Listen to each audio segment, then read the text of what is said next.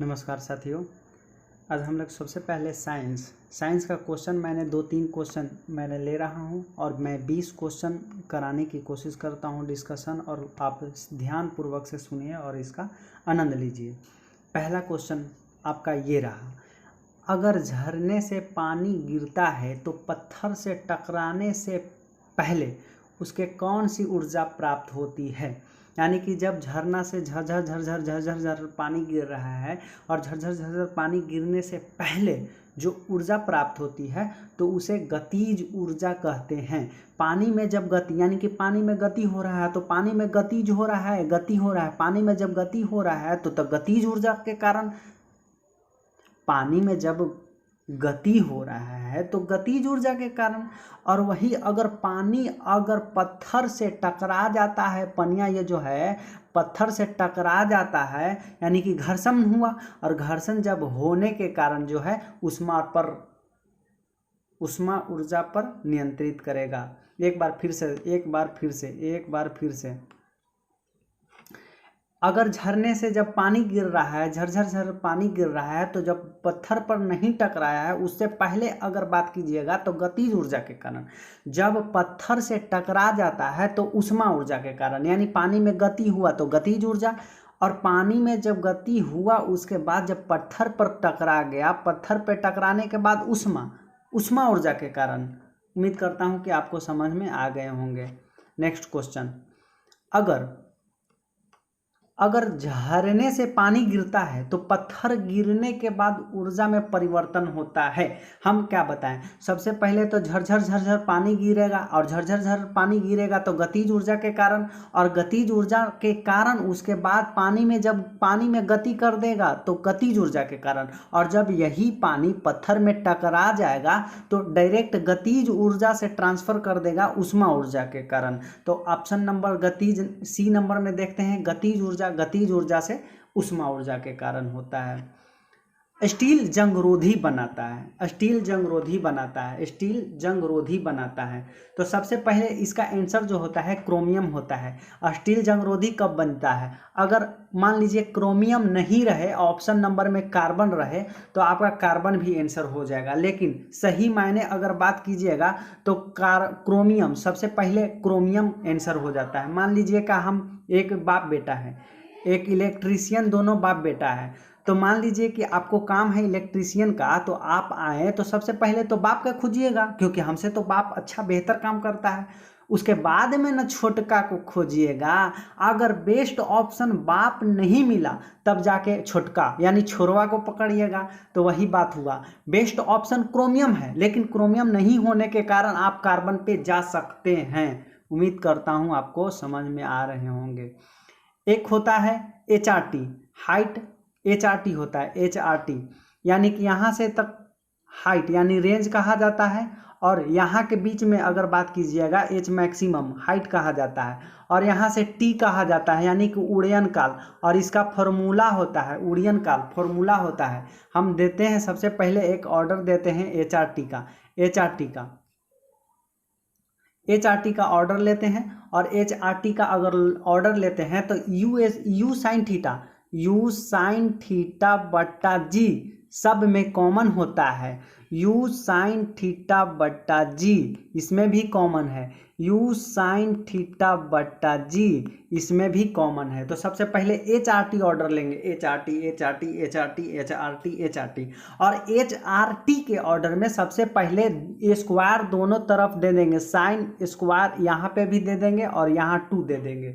एक तो H का ऑर्डर हो गया, ये हमारा H का ऑर्डर हो गया। उसके बाद U स्क्वायर यहाँ पे रहने देंगे, और ये जो स्क्वायर है इसको यहाँ पे खा जाएंगे, यानी कि सॉरी यहाँ खा नहीं जाएंगे, 2 दे देंगे यानी साइन 2 थीटा, देखिए यहाँ पे दिया गया है। और उसके बाद U स्क्वायर और साइन स्क्वायर को यहाँ पे जो 2 है यहाँ पे 2 यहाँ लगा देंगे, और उसके बाद खा जाएंगे। उम्मीद करता हूँ आपको समझ में आ गया होगा।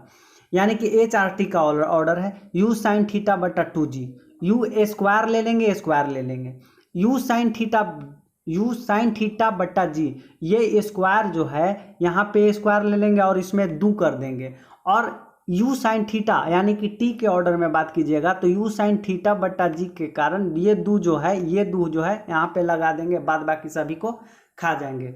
उम्मीद करता हूँ आपको समझ में आया गया होगा।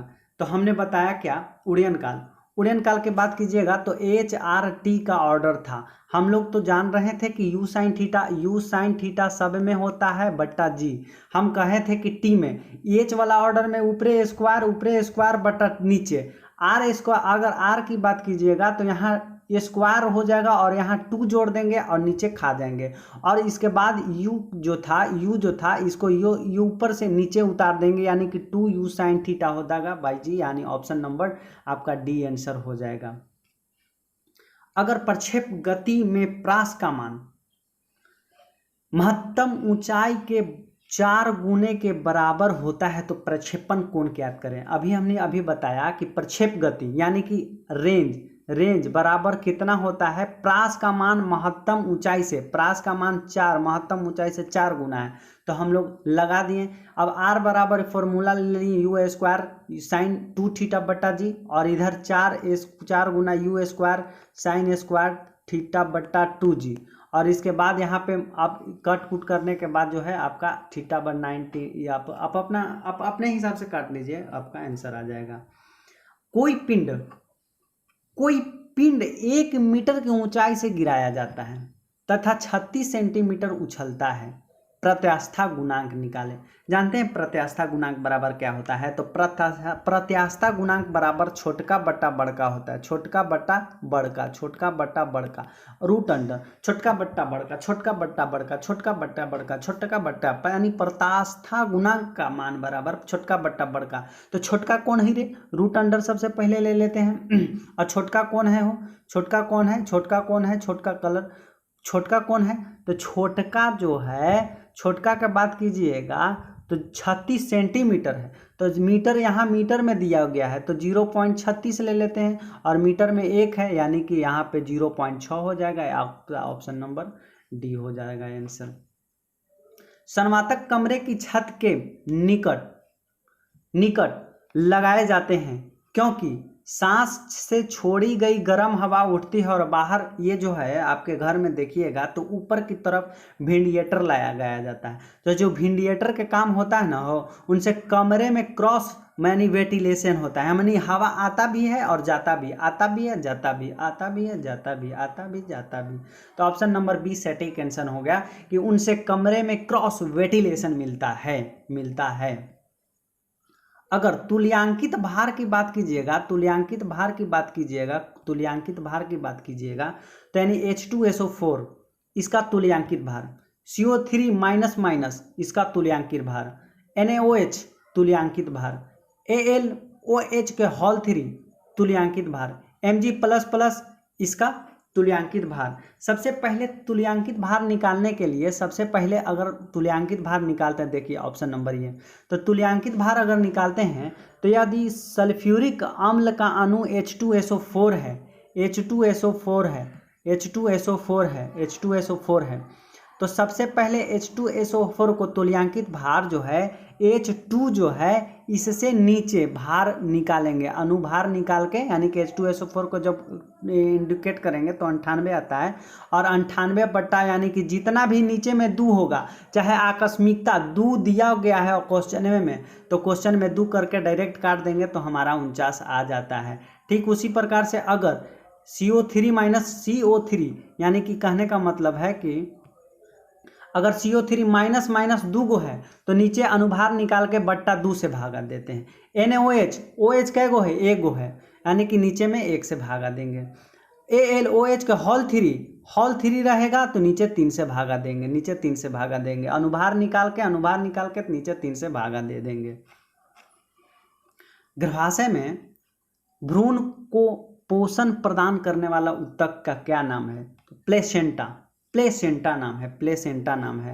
आगे रासायनिक बंधन बनने पर क्या होता है, देखिए ना, रासायनिक बंधन, मान लीजिए कि छोड़वा है और ये जो छोड़िया है, बाल देखिए हम बना देते हैं, छोड़वा है। मान लीजिए कि दोनों का शादी हो गया, तो दोनों को शादी जब हो गया तो क्या बनेगा, उत्साह होगा, मन में लड्डू फूटेगा यानी खुशी का इजहार होगा, यानी कि खुशी होगा, मतलब बाहरे आएगा, अनुमान बाहर आएगा। तो मतलब शादी के बाद यानी कि दो बंदा जो है रासायनिक बंधन बनाने पर उसका सदैव बाहर आता है, कुछ भी विचार बाहर आता, जान ही रहे कुछ ना कुछ तो बाहर ही आएगा। तो यहाँ ऊर्जा सदैव बाहर होता है। शुक्राणु कहाँ बनते हैं? तो शुक्राणु जो है विरिसन में बनते हैं, शुक्राणु विरिसन में बनते हैं, शुक्राणु विरिसन में बनते हैं। निम्नलिखित में से कौन सा ठोस है? देखिए ठोस है और लिक्विड है, सारा हम आपको बताते हैं। ठोस ऐसे आपको आयोडीन है, I2 मार दीजिए ऑप्शन में। कहने का मतलब है अगर बात कीजिएगा तो ठोस के अगर बात कीजिएगा और गैस के बात कीजिएगा, पहचानिए। सबसे पहले F ले लेते हैं, यहाँ पे क्लोरीन ले लेते हैं, ब्रोमीन लिया गया है, आयोडीन लिया गया है, AT लिया गया है। यानी कि बीचे वाला जो बात कीजिएगा, बीचे वाला अगर बात कीजिएगा, यहाँ पे बीच में जो है आपको दिया गया है, बीच में आपको जो दिया गया है ये ब्रोमीन है। तो ब्रोमीन लिक्विड के फॉर्म में रहता है, देखिए यहाँ लिक्विड के फॉर्म में रहता है। और ब्रोमीन से ऊपर में दो जन है, ये फ्लोरीन और क्लोरीन जो है गैस अवस्था में है। देखिए यहाँ गैस अवस्था में। और ब्रोमीन से नीचे अगर आइएगा, आयोडीन और AT भी आइएगा, तो ये सॉलिड अवस्था में है। तो सबसे पहले अगर बात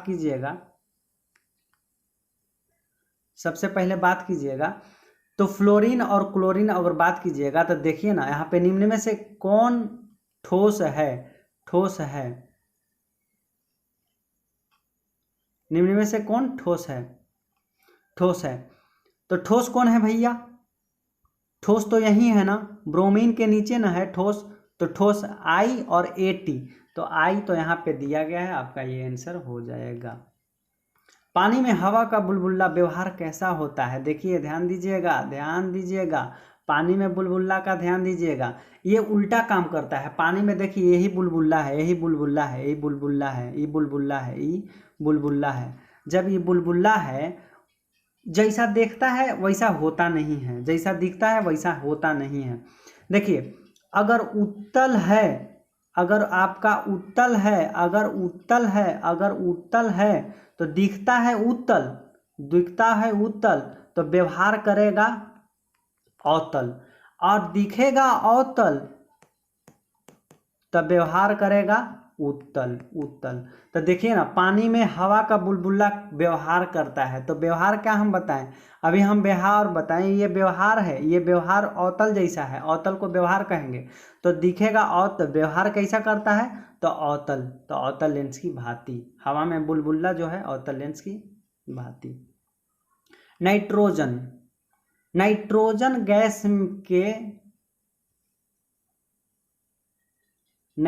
गैस के मोल 6 मोल का आयतन कितना होता है? सबसे पहले तो 1 मोल बराबर अगर बात कीजिएगा तो 1 मोल बराबर 22.4 लीटर, 6 मोल बराबर 6.22.4 लीटर होता है। इसीलिए आपका आंसर जो होता है, गुना करके अगर बात कीजिएगा, यहाँ पे 22 गुना 6 कीजिएगा तो आपका आंसर आ जाएगा।